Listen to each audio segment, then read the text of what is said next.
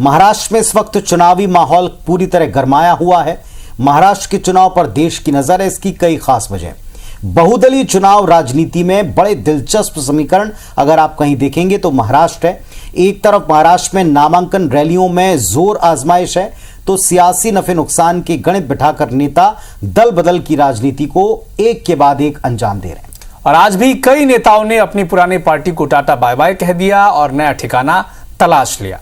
दूसरी तरफ महाराष्ट्र के डिप्टी सीएम देवेंद्र फडणवीस, उन्होंने आज धूमधाम से अपना नामांकन दाखिल कर चुनावी अखाड़े में अपना दम दिखाया।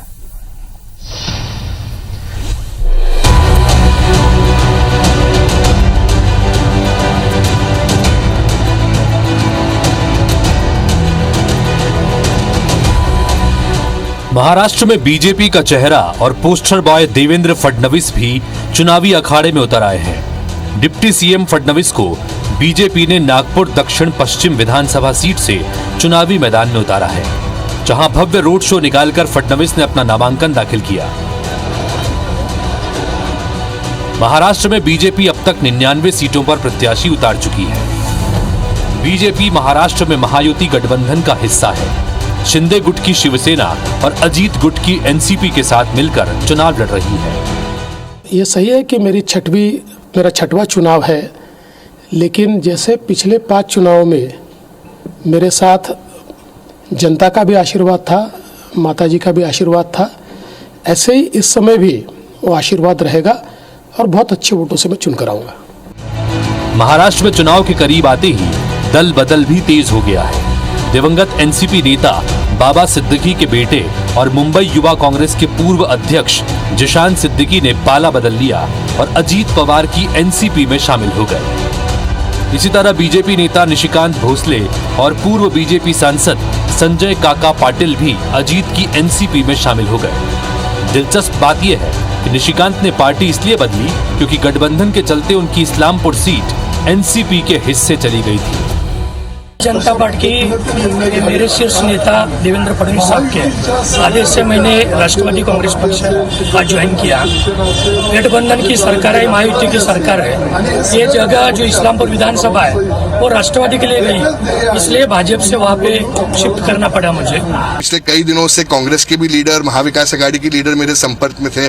कोई कुछ कह रहे थे कि एक अनपोस्ट करेंगे, कोई बोल रहे थे नहीं आप रुक जाइए, मगर उनके तो फितरत में ही धोखा है और उन्होंने सब किया।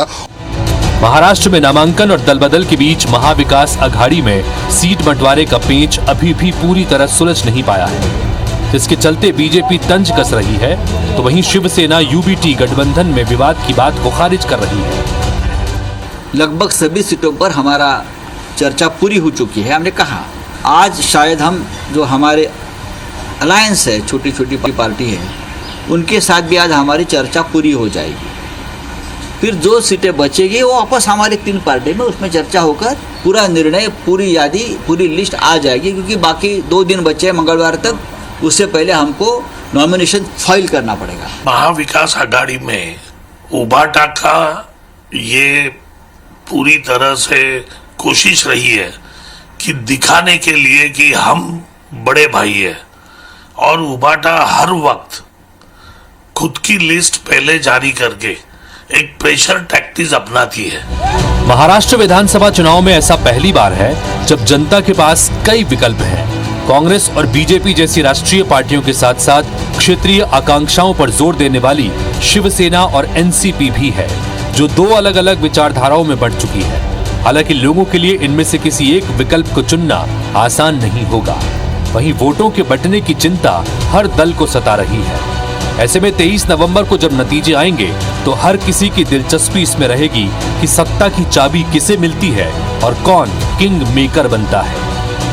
Bureau report, IBC 24।